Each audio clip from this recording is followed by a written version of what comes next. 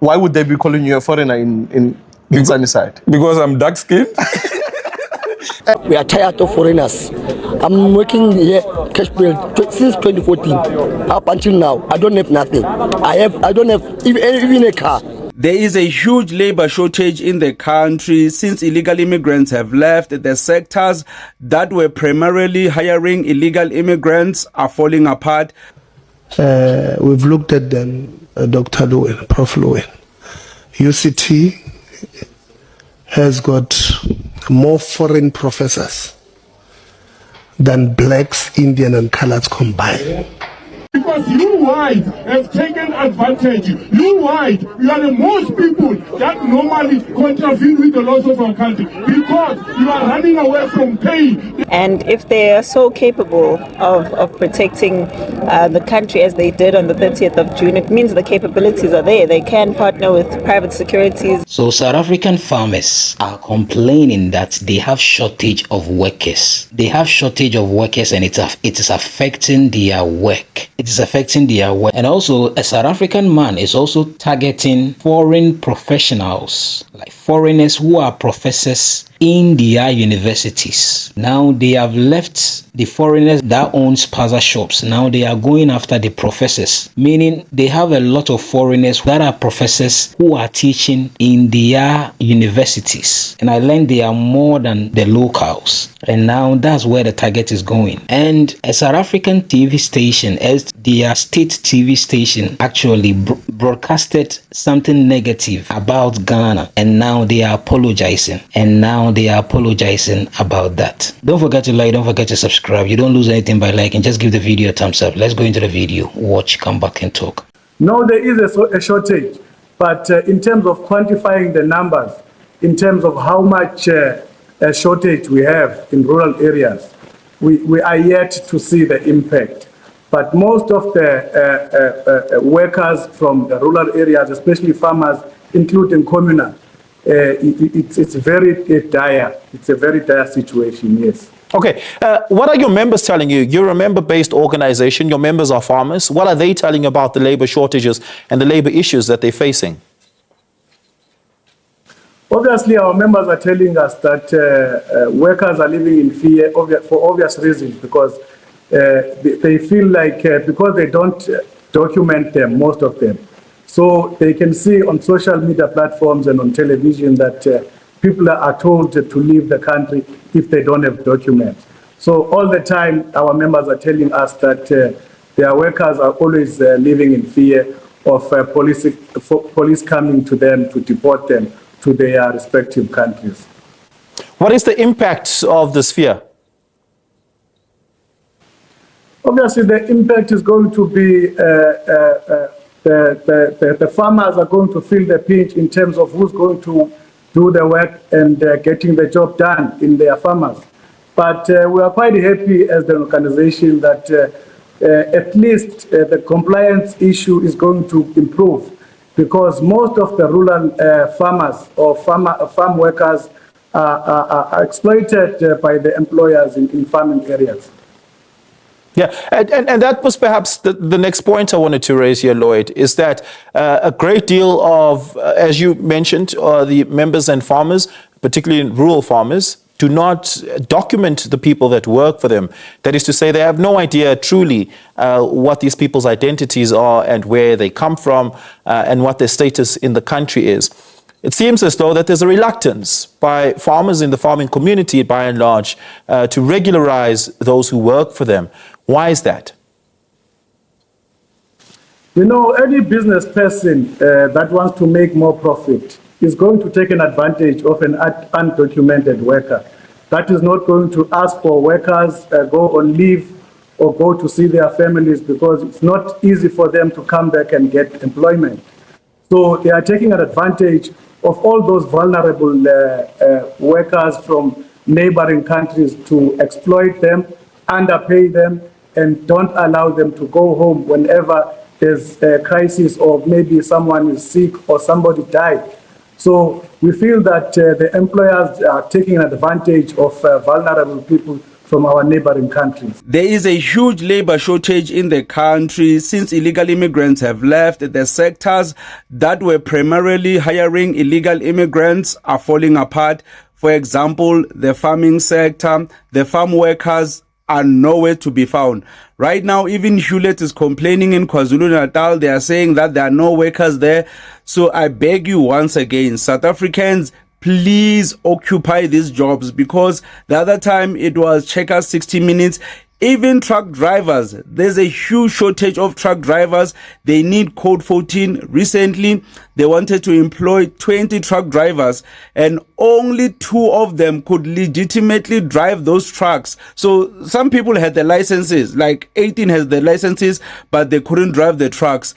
So right now, Jacinta Ngobese, Ngizwe Mchunu, Phakela Umthakathi, their main campaign should be able to go to these companies and get them to employ South Africans, because right now they cannot afford to employ anyone because there are no illegal immigrants to exploit. So right now I would encourage Phakela Umthakathi, Jacinta, guys, please, man, like, just create campaigns. As much as you can, make sure that you get crowds of people to come around you. It will be very simple. Just get people to come to you and then tell them to tell you their work experiences and the type of jobs that they can do, and then get them to jobs like farm workers, 60 minutes with checkers, also truck drivers. And I bet there are many other sectors that I don't know about that need people desperately right now. This is a short window that we have right now as South Africans. Many people have been saying that there are no jobs. Here are the jobs. People should be getting this job. They should be applying like crazy. I just worried. Actually, they have sent us the stats. What is worrying is that at a few institutions, you have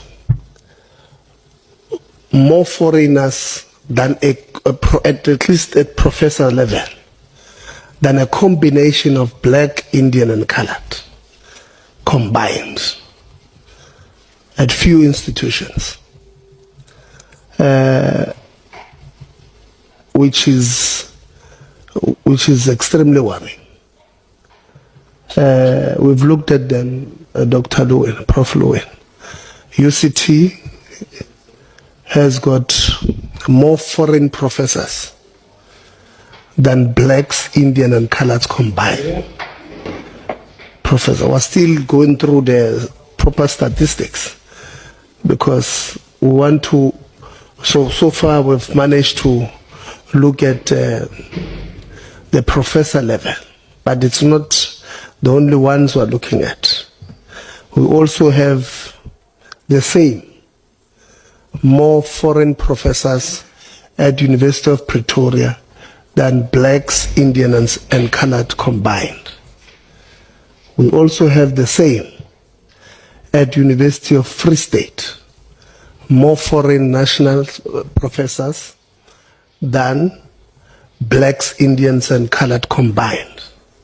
We also have the same at University of Venda, more foreign professors than blacks, Indians, and colored combined. Like I said, we're still, making or milking the data from what we've received. But this 4, as I'm speaking to you, we've got more foreign professors, foreign national professors, than blacks, Indians, and colored combined. I hope you can hear what I'm trying to say. And this is not actually, if this happened 20 years ago, I'd understand. SABC News incorrectly attributing Ebola statistics to Ghana in our news scroll that is at the bottom of your screen. This happened during a broadcast last night. Well, SABC News says it regrets the error and apologizes for any distress or inconvenience caused. To clarify, according to Ghana's Ministry of Health, these are the facts. Ghana has not recorded any case of Ebola virus. The Minister of Health, Minta Akando, recently visited the points of entry as well as laboratories and treatment facilities as part of Ghana's routine preparedness efforts meant to strengthen the country's readiness to prevent and respond to any potential public health emergency. The proactive measures do not indicate an Ebola outbreak once again in Ghana. We've also faced several attacks. We've got this unfortunate incident now. We face threats over a year now. We've opened numerous cases and none of them have actually materialized to anything. So we do realize that unfortunately we're on our own. The same way that our borders are wide open for anyone to come in is the same way that our lives are now wide open for anyone to come in, because the state is complacent. And if they are so capable of protecting the country as they did on the 30th of June, it means the capabilities are there. They can partner with private securities and increase the number of police visibility as they did in order to make sure that all South Africans are safe, not just members of March and March, but every single South African needs to feel safe in their own home. Because you whites have taken advantage. You whites, you are the most people that normally contravene with the laws of our country, because you are running away from paying the actual salary where it's based on the basic condition of employment act. You are underpaying the people. That is why you don't want to employ our people. You whites are the most people who are very dangerous in our country. You are selling our country. Maybe it's because we fought during the time of apartheid, so you feel defeated. Now is the time that we need to bring back our country where we said is revolution. Rwanda, they are saying, money get made. You must pay people as per the basic condition of Employment Act when it comes to salaries, which currently I think my leader will assist me. It's now about 33 rand or to 35 rand per hour. That's how you must pay people. So our South African won't be subjected to a lower salary, whereas there is conditions that guide us to get a rate of a pay that is subjected as the Labour Department. Are we clear on that? So we are promising our people that how many people must we bring there? How many foreign nationals do we have? On Monday. Yes. How many?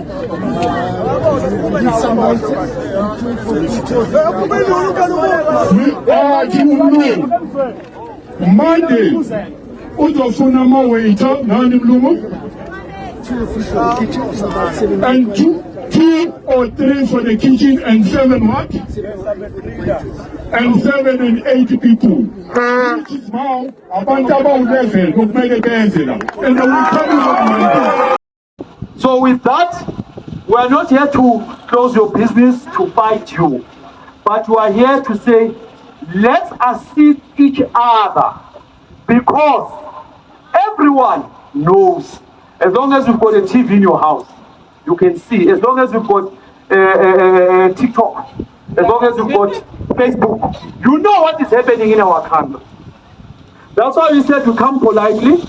There's no one who's fighting here. We've got women, we've got young people here who are in need of work.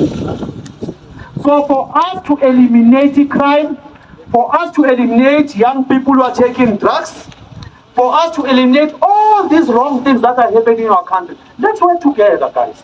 Let's work together. Let's assist each other so that we can be proud of ourselves tomorrow. So now, here's company number 5. They've taken 34 CVs. They promise us within 7 days they will call for interview. Now we're coming to you also. We know some of our people, you see there, there's some of our comrades there who are residing in this world, who told us, and we know that's what was 24 years staying here. So I know you've got foreign nationals, but we've spoken to our police. Where are our police? They are here. Why would they be calling you a foreigner in sunny side? Because I'm dark skinned. Zot, how are you, my brother? I'm good. How are you? Good. I'm seeing that you are trending. People saying that you are a foreigner. It can't be possible. I'm not a foreigner. Yeah, you're not a foreigner. So why did you shoot that video like that? It was just a stunt. It was just a joke. Because people usually call me a foreigner there. Why would they be calling you a foreigner in in Sunnyside? Because I'm dark skinned. And even my English is not that clean. Yeah, so actually you are from Limpopo, right? I'm from Venda, Venda. Yeah. Yeah, Vachurungoma Venda. Side is Dutch-Tombo. Okay, so you're actually not a foreigner. You are a South African coming from Limpopo, living in Sunnyside, and that thing was meant to be a joke, answering to people saying that you're not a foreigner. So South Africa, here you have it. This is Zote, a DA young leader in Tshwane, not a foreigner. Mark, I know people don't want to hear this, but I will tell you, me, I love the truth. All those contracts are coming to an end, Mark. The ANC contract, everything, every contract is coming to an end. Now, South Africans, there are certain unfair contracts that you entered into, that you were benefiting from Africa. There is a reset that is taking place. Look, open your eyes, you fools. They are reshaping the world. There's what is coming, a new world order. And in the current new world order, you are not at the top. Maybe, you see, when an empire is collapsing, that's what you're doing. You are convulsing, the last kick of the dying horse. Let me tell you, when those Europeans come here, you're going to have a problem because you have chased everyone back to their own countries. And then now they will deal with you alone. Yeah. There'll be no need, there'll be, it's okay. There'll be no need to put up arms and fight you. You will be defeated. You'll be defeated. You will see after you chase these guys that there will be no jobs. No, not a single job will be created. This Wolako of yours, they'll go bankrupt. Because who are you going to represent when there are no jobs? Why people don't want to hire you? So what you must do, Mark? Be careful what you are cutting now. You might be left without electricity. You don't know how unfair that electrical deal you have with Mozambique is. Don't forget to kill their president, and nothing was said about that thing. It is time for you. You think you might be attacked by America. I think you think that's okay. Make enemies with your neighboring countries. You will see. There's no border. There's no border. You want to make enemies. You want these criminals to come with your so-called borders, which are not protected. As we speak, they're not protected. And you want to make enemies of Africans. When the truth come out, what your government have been doing in these African countries, we are tired of foreigners. I'm working here, since 2014 up until now. I don't have nothing. I don't have even a car. But they have cars. They bought the cars, and they don't do banking, anything. We don't drink our money, mtasegaya. I suppose Mali. I know there's so many people watching this video. They're like, yeah, it's true. They have houses, they have cars, but whose fault is that really? And I don't know how nobody ever speaks about this, but to tell you the truth, we actually don't even want your jobs. We don't want them, bro. We don't even want minimum wage. We come here to start businesses. The real truth is we just take opportunities and we take risks that nobody's willing to take. If you look at Somalians, how many spaza shops are there everywhere? Where there was land for years, but nobody ever started a shop there. But Somalians came here and so it's about taking opportunities. So don't ever think that it's special, because to us it's not. Minimum wage is basically just to cover food for the month. So if you think that we want your jobs for a minimum wage, think again, bro. When people say that, where do you get the funding from? I ask myself, funding, what funding do people think we need? Okay. Exactly. That's we cool. need transport, people come for themselves. So organic, grassroots. People come for themselves. I hear you. People buy their own t-shirts when they need t-shirts. There's no food that's being provided. There's no anything that's being provided. A few moments later.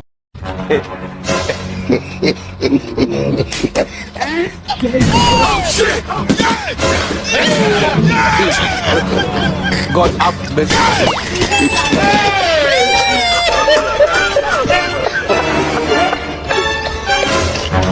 It is smoky book.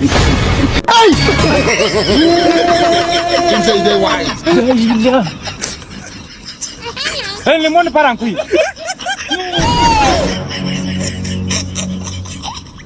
What be this? Hey!